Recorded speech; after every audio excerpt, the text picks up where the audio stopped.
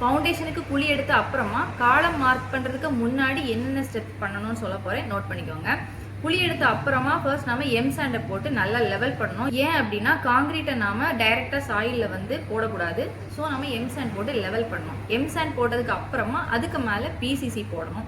இந்த பிசிசி வந்து ஒரு லெவலிங் கோர்ஸ் மட்டும்தான், இதனால எந்த ஒரு ஸ்ட்ரென்த்தும் கிடையாது. ஏன் அப்படின்னா காங்கிரீட்டை டைரெக்டாக நம்ம எம் சாண்டில் போடக்கூடாது. ஸோ நம்ம பிசிசி போடணும். இந்த பிசிசி வந்து நம்ம M10 கிரேடில் போடணும். அதாவது 1:3:6 அப்படின்ற ரேஷியோவில் தான் இந்த பிசிசியை நாம் போடணும். போட்டதுக்கு அப்புறமா ஒரு 1 டே க்யூரிங் முடிச்சுட்டு அதுக்கப்புறமா நெக்ஸ்ட் டேல நம்ம காலம் மார்க்கிங்கை ஸ்டார்ட் பண்ணலாம். இந்த வீடியோ உங்களுக்கு யூஸ்ஃபுல்லாக இருக்கும் நம்புறேன். வீடியோ பிடிச்சிருந்தா சேனலை சப்ஸ்கிரைப் பண்ணுங்கள். உங்களை யாருக்காச்சும் பில்டிங் கன்ஸ்ட்ரக்ஷன் நீட்ஸ் இருந்துச்சுன்னா ஸ்க்ரீனில் தெரிகிற நம்பரை காண்டாக்ட் பண்ணுங்கள். கன்ஸ்ட்ரக்ஷன் தவிர்த்து 2D plan, 3D plan, 3D front elevation, estimation இந்த மாதிரி நீட்ஸ் இருந்தாலும் எங்களை நீங்கள் தாராளமாக காண்டாக்ட் பண்ணலாம்.